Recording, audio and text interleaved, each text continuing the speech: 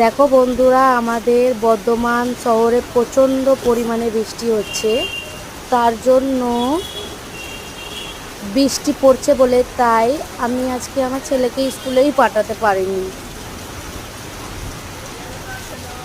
আমাদের পাড়ার রাস্তাতে একটু একটু করে জল জমেছে। দুদিন ধরে সমানে টানা বৃষ্টি হচ্ছে।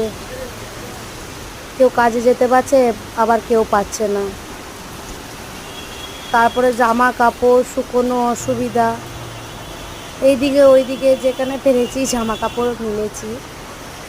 এত বৃষ্টি হচ্ছে যে ধারণার বাইরে।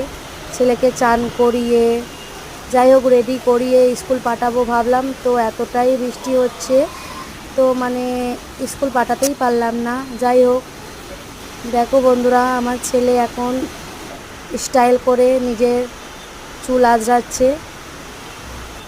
আমাদের জানলা দিয়ে আমি তোমাদেরকে দেখানোর চেষ্টা করলাম।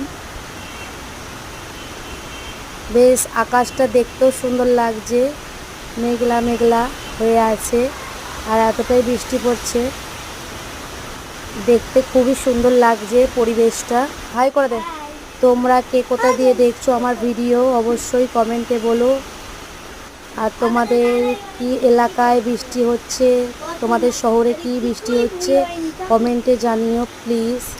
দেখো আমার ছেলে বৃষ্টির মধ্যে পড়াশোনা করছে, কত একটা ভালো ছেলে, দেখতেই পাচ্ছ।